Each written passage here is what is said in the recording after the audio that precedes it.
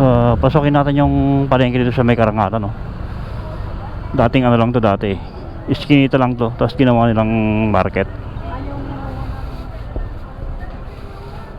Tapos ngayon tinaasan na para to, kasi laging binabahari ito eh. Naabot to pang baha eh kapag ano. So silipin natin.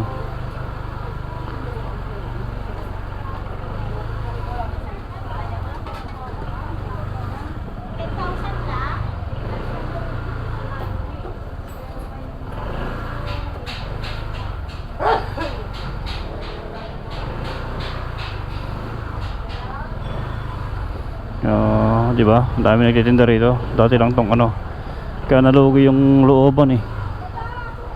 Wala nang bibili doon. Dito na lahat sa labas, so.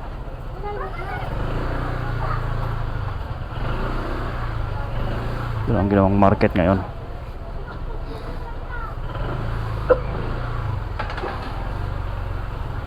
Ito na, napaka-busy rito.